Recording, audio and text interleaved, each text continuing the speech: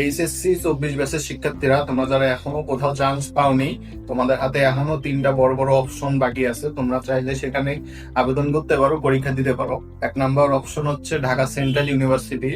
ইতিমধ্যে Dhaka central university public university হিসেবে ঘোষণা দিয়েছে। তো এখানে তোমাদের আবেদন চলমান আছে 25 তারিখ, এই মাসের 25 তারিখ পর্যন্ত তোমরা আবেদন করতে পারবা।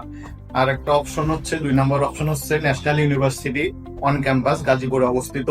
সেখানে বেশ কিছু ভালো ভালো সাবজেক্ট আছে, যেমন আইন বিভাগ আছে, নিউট্রিশন অ্যান্ড ফুড সায়েন্স, এই টাইপের কিছু ভালো ভালো সাবজেক্ট আছে। তোমরা সেখানে আবেদন করতে পারো।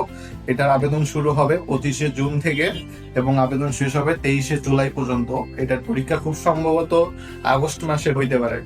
আর তৃতীয়ত হচ্ছে, তোমরা যারা নার্সিং কলেজে পড়তে চাও, তারা তৃতীয়বারের মতো নার্সিং কলেজে আবেদন করতে পারবা। এইচএসসি 24 ব্যাচ যারা আছো, তারা হচ্ছে এইচএসসি 26 ব্যাচের সঙ্গে পরের বার, অর্থাৎ এইচএসসি 26 ব্যাচের পরীক্ষা হওয়ার পরে যে নার্সিং পরীক্ষাটা হবে, তোমরা সেখানে অংশগ্রহণ করতে পারবা। এটা হচ্ছে তৃতীয়বারের মতো পরীক্ষা দেওয়া যায়।